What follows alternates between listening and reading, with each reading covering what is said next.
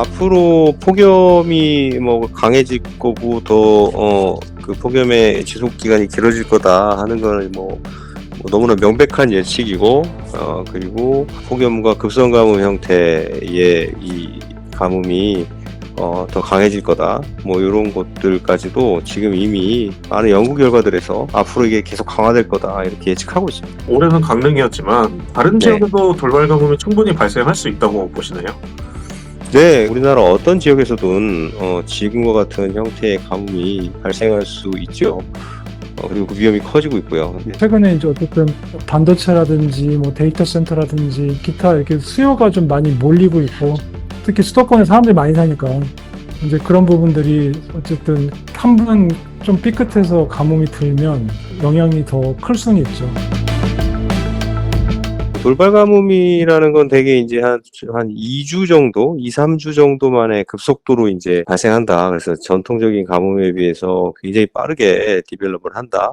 크게 돌발 가뭄은 두 가지 정도로 나뉘어요. 돌발 가뭄은 폭염형 돌발 가뭄, 그리고 뭐 강수 부족형 돌발 가뭄 이렇게 크게 나누는데, 우리나라는 거의 대부분 이제 폭염형 급성 가뭄 혹은 폭염형 돌발 가뭄이 생기죠. 그래서 이름에서도 알 수 있듯이 우리나라에 생기는 폭염형 급성 가뭄은 폭염이 너무 강하기에 생기는 겁니다. 그래서 전에만 하더라도 폭염이 생기면 뭐 한 일주일에 길어봐야 뭐 한 1주, 2주 뭐 이렇게 가는 정도였는데, 요즘에 이제 최근에 2000년 이후에 특히 한 최근 10년 내 같은 경우에 그런 일들이 많이 발생하고 있는데, 폭염이 뭐 한 2주, 3주 이상 연속적으로 지속이 되거든요. 네, 이런 경우에 급속도로 땅이 마르면서 생기는. 네, 이거는 이제 여러 가지 연구 결과들이 있어요, 이미. 그 학계에서는 뭐 최근에 한 4, 5년 새에 몇 편의 연구들이 요거에 대해서 조망을 했는데, 그게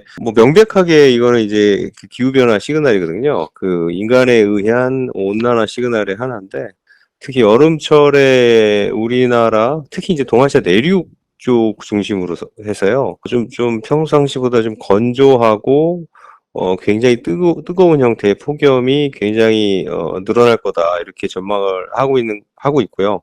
뭐 그런 연구는 굉장히 많고, 그리고 또 주목할 거는 이제 최근에 나온 연구들은 이제 기존 형태의 가뭄보다 이렇게, 돌발, 급성 가뭄의 형태가 앞으로 특히 여름철에 굉장히 늘어날 거다. 이런 예상은 다 하고 있습니다. 기후 예측 모델들이 다 그렇게 예측하고 있고요. 그리고 현재 지금 한 최근 10년 내 현상으로도 지금 나타나고 있고, 그래서 앞으로 폭염이 뭐 강해질 거고 그 폭염의 지속 기간이 길어질 거다 하는 거는 뭐 너무나 명백한 예측이고, 그리고 폭염과 급성 가뭄 형태의 이 가뭄이 더 강해질 거다. 뭐 이런 것들까지도 지금 이미 많은 연구 결과들에서 앞으로 이게 계속 강화될 거다 이렇게 예측하고 있습니다. 올해는 강릉이었지만 다른 네. 지역에도 돌발 가뭄이 충분히 발생할 수 있다고 보시나요? 네, 그 올해 사례는 사실 굉장히 그 운이 없었어요. 장마가 좀 일찍 비를 좀 덜 뿌린 상태에서 끝난 다음에 폭염이 곧장 시작됐잖아요. 그래서 우리나라 대부분 지역이 폭염을 오랫동안 겪으면서 돌발 가뭄이 나타날 수 있는 그런 상태였어요, 이미. 근데 중부 지방은 굉장히 호우에 의해서 홍수도 나고 그랬죠. 중부 그리고 남부 이런 지역 같은 경우는 한 번씩 좁은 시스템이지만 들어오면서 강수를 뿌렸는데, 특히 이제 영동 지방 같은 건 이제 평상시에도 여름에 이제 강수가 좀 적은 지역인데, 이 지역에 이제 운이 없이 이제 그런 강수대에 의해서 이제 강수가 안 내리면서 이렇게 가뭄까지 이제 굉장히 심한 피해를 입은 형태로까지 진화를 했는데, 여기서도 알 수 있듯이 기본적으로 여름철에 지금 최근에 근래 되게 잦거든요. 그게 여름철 장마가 이렇다 할 큰 비를 내리지 못하고 끝났을 때 폭염이 곧장 들어오는 게 이게 하나 시스템인데, 이런 형태가 계속 발생할 가능성이 높아지고 있기 때문에 우리나라 어떤 지역에서든 지금과 같은 형태의 가뭄이 발생할 수 있죠. 그리고 그 위험이 커지고 있고요. 대비책이라고 사실 뭐 몇 가지가 생각할 수 있는데, 돌발이라는 말에서 볼 수 있듯이 그게 예측이 굉장히 어려워요. 지금 현재의 기술로. 그래서 하지만 또 이제 예측 기술이 꾸준히 늘어나고 있거든요. 그리고 올해 같은 경우는 사실 기상청에서 기후 예측을 잘 한 편이거든요. 굉장히 더울 거다. 이게 굉장히 잘 들어맞았고, 그러면 우리가 이제 생각할 수 있는 거는 지금 이런 형태의 가뭄이 기존에는 이런 거 여름에 우리가 가뭄이 온다는 거 뭐 되게 대비를 안 하고 있었잖아요. 그죠?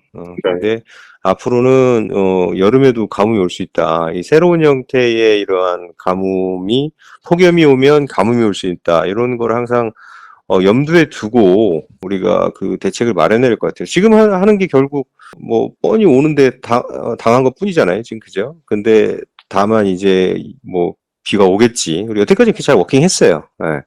여름에 비가 오니까. 그리고 태풍이 지나가면 또 큰 비가 오니까. 근데 지금은 이제 이 돌발성 가뭄, 폭염형 돌발 가뭄이 항상 올 수 있는 어떤 위협이다라는 거를 이제 산정을 해야겠죠. 뭐 이번에 겪었으니까 당연히 이제 하겠지만 좀 걱정하는 거는 가뭄 같은 게 되게 그 현상만 끝나면 다 잊어버려요.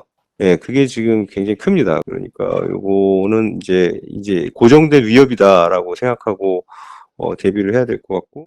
한 2년 이상 가뭄이 들면 그 정도 될 수도 있고요. 서울 수도권 같은 경우도 그 기본적으로 근데 소양강댐하고 충주댐이 갖고 있는 물량이 굉장히 많아요. 어느 정도는 회복이 좀 되는 편인데 그럼에도 불구하고 최근에 이제 어쨌든 반도체라든지 뭐 데이터 센터라든지 기타 이렇게 수요가 좀 많이 몰리고 있고 특히 수도권에 사람들이 많이 사니까 이제 그런 부분들이 어쨌든 한 번 좀 삐끗해서 가뭄이 들면 영향이 더 클 수는 있죠. 작은 도시보다는. 그런 측면에서는 당연히 다변화하는 것들은 필요한 사항들이긴 합니다.